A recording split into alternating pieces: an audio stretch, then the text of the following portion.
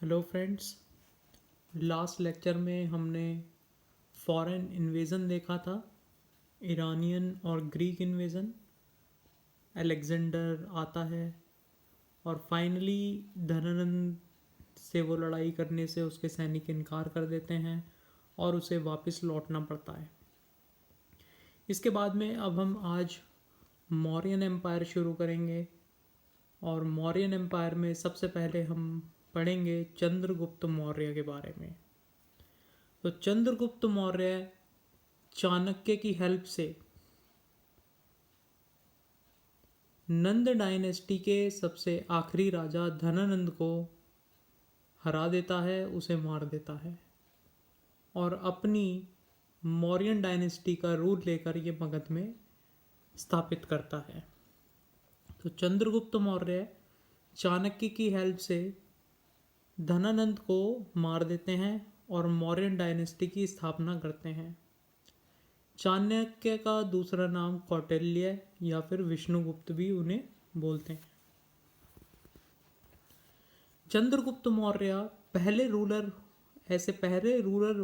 होते हैं जो इंडिया को यूनिफाई करते हैं, यानी कि इंडिया को एकजुट करते हैं अंडर वन पॉलिटिकल यूनिट। तो हम ऐसा कह सकते हैं कि इन्होंने पहला इंडियन एम्पायर की स्थापना करी थी। He established the first Indian empire, ऐसा हम कह सकते हैं।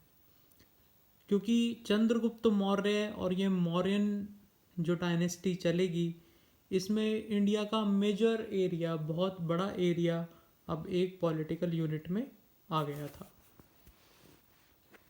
अलेक्जेंडर जब वापस जाता है तो वो अपने कुछ जनरल्स को छोड़ देता है और उनके एक जनरल होते हैं सेल्यूकस निकेटर। अब चंद्रगुप्त मौर्य धनानंद को हराने के बाद में सेल्यूकस निकेटर, जो कि अलेक्जेंडर का जनरल होता है, उसे हराते हैं और नॉर्थ वेस्ट इंडिया पर अपना कब्जा कर लेते हैं 305 बीसी में। तो हमें चंद्रगुप्त मौर्य का कार्यकाल भी पता चलता है कि ये 3rd और 4th सेंचुरी बीसी के आसपास का इनका साम्राज्य था।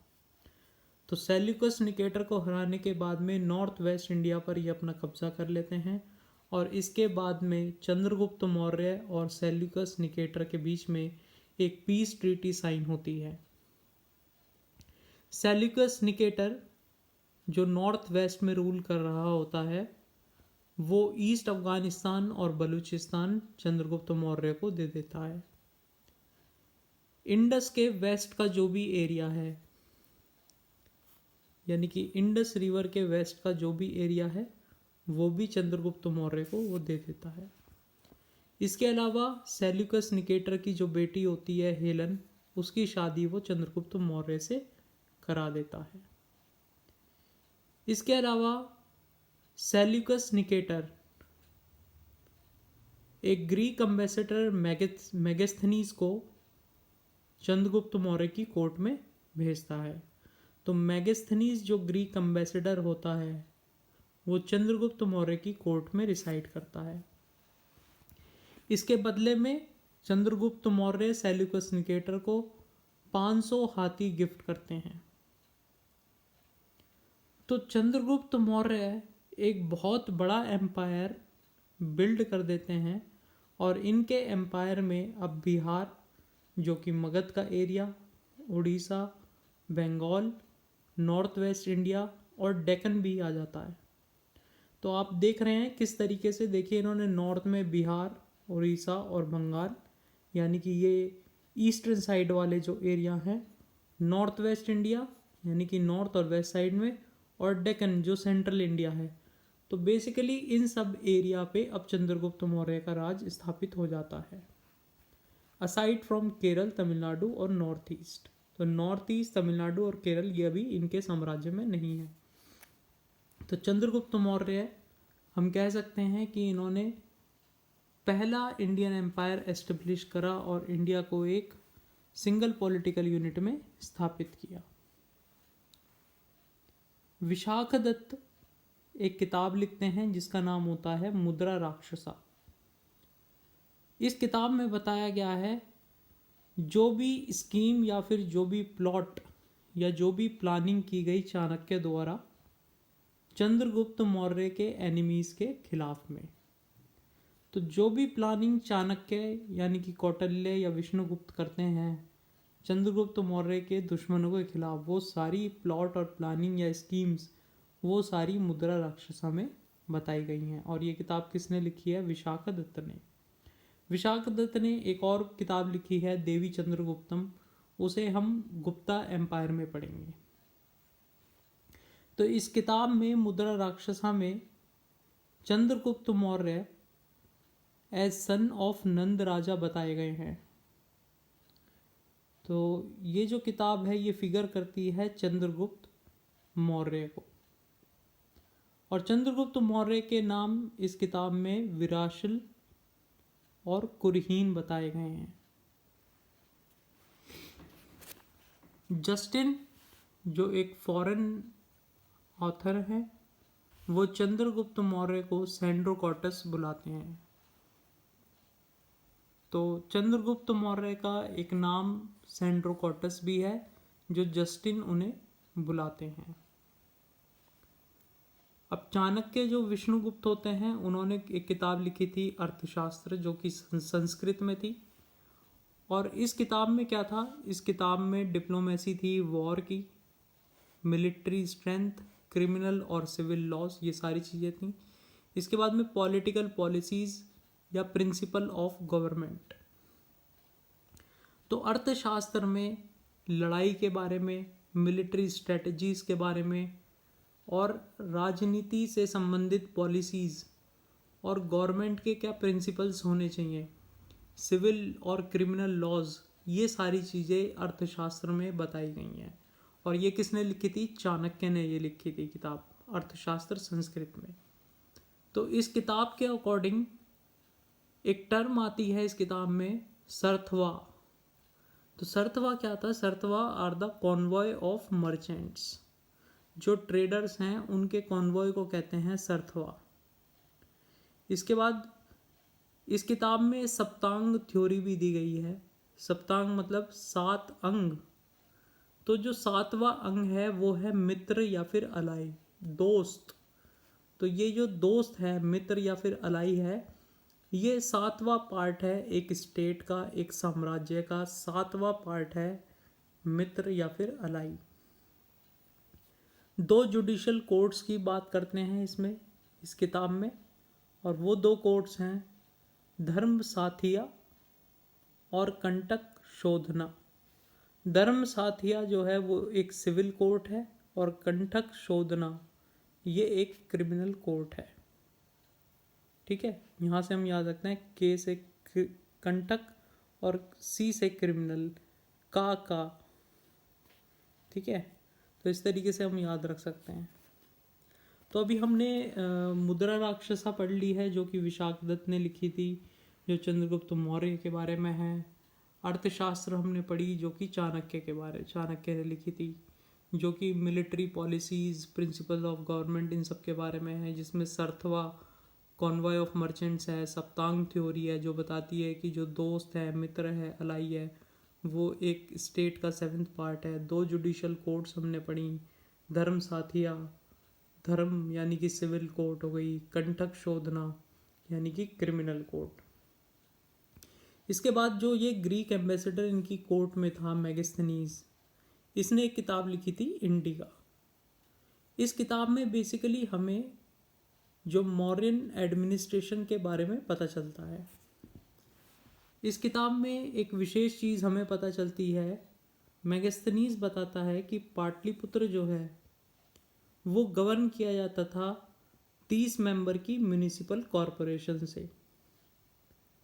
इसमें 6 कमेटी थी और जो 6ठी कमेटी थी वो उसकी रिस्पॉन्सिबिलिटी थी कि सेल्स टैक्स का कलेक्शन वो करे। तो पाटलिपुत्र जो है यानी कि मॉडर्न डे जो पटना है वो 30 मेंबर की म्यूनिसिपल कॉरपोरेशन से गवर्न होता था और 6 कमेटी थी बेसिकली, और जो 6ठी कमेटी थी उसकी रिस्पॉन्सिबिलिटी थी सेल्स टैक्स का कलेक्शन। और जो कल्प्रिट्स होते थे जो टैक्स पे नहीं करते थे उन्हें डेथ पनिशमेंट मिलता था। ओके, उन्हें डेथ पनिशमेंट मिलता था। इसके अलावा इस किताब में मैगस्थनीज ने इंडिया की जो सोसाइटी है उसको 7 कैटेगरीज में बांटा है। तो 7 कैटेगरीज हम देखें कौन कौन सी है। देखिए, फार्मर होंगे, किसान होंगे, ठीक है, सोल्जर्स होंगे ऑब्वियसली, आर्टिसियंस होंगे यानी कि जो क्राफ्ट्समैन होंगे वो होंगे, ठीक है, स्पाइज होंगे जो जासूसी करते हैं, फिलोसोफर्स होंगे, असेसर्स होंगे यानी कि ऑफिसर्स जो रिव्यू करते हैं किसी भी चीज़ को, हर्ट्समैन होंगे। तो ये 7 कैटेगरी थी जिनमें सोसाइटी को डिवाइड किया गया था। किसान, सैनिक, आर्टिस्ट, स्पाइस, फिलोसोफर्स, हर्ट्समैन और असेसर्स। मैगस्थनीज इस किताब से हमें यह भी बताते हैं कि मौर्यन सोसाइटी में कोई भी स्लेव नहीं था। देयर वर नो स्लेव्स, कोई दास नहीं था। चंद्रगुप्त मौर्य पहले रूलर थे जिन्होंने मालवा, गुजरात और महाराष्ट्र को कॉन्कर किया था। तो चंद्रगुप्त मौर्य पहले रूलर थे। देखिए, अब नॉर्थ वेस्ट की साइड में हम चल रहे हैं, तो नॉर्थ वेस्ट की साइड में अब क्या क्या आ गया। देखिए, मालवा भी आ गया, गुजरात और महाराष्ट्र। डेक्कन में हम चल रहे हैं, ठीक है, महाराष्ट्र जो है बेसिकली डेक्कन वाला रीजन आ गया, गुजरात और मालवा, इन रीजन को कॉन्कर किया था। ये पहले रूलर थे जिन्होंने इस रीजन को कॉन्कर किया था। देखिए, जब हमने पहले डायनेस्टी पढ़ी थी, हरंक्या डायनेस्टी, ठीक है, शिशुनाग डायनेस्टी, ठीक है, इस तरीके से फिर नंद डायनेस्टी हमने पढ़ी। तो ये सब बेसिकली जो मगध वाला एरिया था वहाँ पर ये एक्सपेंड कर रहे थे चारों डायरेक्शन में। लेकिन अभी तक ये गुजरात और महाराष्ट्र यानी कि साउथ में और वेस्टवर्ड ये बहुत ज़्यादा मूव नहीं कर पाए थे। तो पहली बार चंद्रगुप्त मौर्य ने इतना ज़्यादा अपने एम्पायर को एक्सपेंड किया था कि वो गुजरात और महाराष्ट्र वाले रीजन में पहुंच गया था। जूनागढ़ या फिर गिरनार रॉक इंस्क्रिप्शन जो रुद्रदमन वन की हैं, ठीक है, रुद्रदमन वन की जूनागढ़ रॉक इंस्क्रिप्शंस हैं। इस इंस्क्रिप्शन से हमें पता लगता है कि चंद्रगुप्त मौर्य वेस्ट एरिया में यानी कि गुजरात में रूल किया करते थे। हमें पता किस तरीके से लगता है इस इंस्क्रिप्शन से कि जो चंद्रगुप्त मौर्य का गवर्नर होता है पुष्यगुप्ता, तो पुष्यगुप्ता गिरनार में सुदर्शन लेक पर एक डैम बनवाता है, ठीक है। तो पुष्यगुप्ता सुदर्शन लेक पर एक डैम बनवाता है गिरनार, गुजरात में, और ये जूनागढ़ इंस्क्रिप्शन में लिखा हुआ है, ठीक है। तो यहाँ से हमें पता लगता है कि गुजरात में भी चंद्रगुप्त मौर्य का रूल था। तो इसे हम याद रखेंगे, Junagadh inscription of Rudradaman one, ये रुद्रदमन वन है। तो ये जो इंस्क्रिप्शंस है, इन इंस्क्रिप्शंस में हमें चंद्रगुप्त मौर्य और अशोक दोनों के ही बारे में पता लगता है। इसके बाद एक गुप्ता डायनेस्टी के भी राजा हैं, उनके बारे में भी हमें पता लगता है। देखिए, चंद्रगुप्त मौर्य तो इसे बनवाते हैं, ठीक है, पुष्यगुप्ता के थ्रू इसे बनवाते हैं, पुष्यगुप्ता इनका गवर्नर होता है। अशोक इसे रिपेयर करवाता है। इसके बाद में एक और राजा आएंगे गुप्ता इरा में जो इस लेक को रिपेयर करवाएंगे, ठीक है। तो इस इंस्क्रिप्शन में हमें चंद्रगुप्त मौर्य और अशोक के बारे में पता लगता है। चंद्रगुप्त मौर्य का जो पैलेस था, जो महल था, वो वुड्स का बना हुआ था। हमने जब मगध डायनेस्टी देखी तो उसके सक्सेस के कारण भी देखे थे, तो वहाँ पे हमें पता लगा था कि अबेंडेंस ऑफ टिम्बर यहाँ पे थी, लकड़ी की बहुत अबेंडेंस थी। तो यहाँ से हम आइडिया लगा सकते हैं कि वाकई में चंद्रगुप्त मौर्य का जो महल होगा वो लकड़ियों का बना हुआ होगा, ठीक है। चंद्रगुप्त का महल जो है वो लकड़ियों का बना हुआ था। अपने ये जब बड़े होते हैं, 42 साल की उम्र में पहुंचते हैं, तो ये जैनिज़्म को अपना लेते हैं और साउथ इंडिया चले जाते हैं बद्रबाहु के साथ, और अपने अंतिम क्षण ये सल्लेखना में गुजारते हैं, fasting unto death eight Shravanabelagola, Mysore, Karnataka. तो ये जैन धर्म को अपना लेते हैं अपने आखिरी दिनों में और सल्लेखना में अपने डेज को एंड करते हैं श्रवणबेलगोला, कर्नाटका में। इनका बेटा होता है बिंदुसारा। बिंदुसारा को हम किलर ऑफ एनिमीज के नाम से भी जानते हैं और इसने आजीविका सेक्ट अपनाई थी जो कि मकाली घोषाला ने फाउंड करी थी। देखिए, चंद्रगुप्त मौर्य ने जैनिज्म को अपनाया, बिंदुसारा आजीविका सेक्ट को अपना रहे हैं और जो इनके बेटे होंगे अशोक, वो अपनाएंगे बुद्धिज्म को। तो तीनों अलग अलग अपना रहे हैं, चंद्रगुप्त मौर्य जैनिज्म, बिंदुसारा आजीविका सेक्ट और अशोक अपनाएंगे बुद्धिज्म को। तो बिंदुसारा में आगे बढ़ते हैं। चंद्रगुप्त मौर्य में उनकी कोर्ट में जो ग्रीक एम्बेसडर होता है वो होता है मेगास्थनीज, जिसने इंडिका लिखी थी। और अब ये मेगास्थनीज हो जाता है रिप्लेस और इसे रिप्लेस करता है डिमैकस।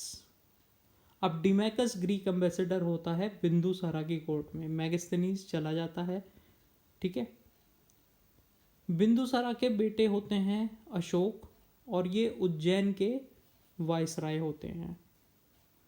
तो अभी हम यहीं तक रखेंगे और इसके बाद में हम पढ़ेंगे अशोक के बारे में।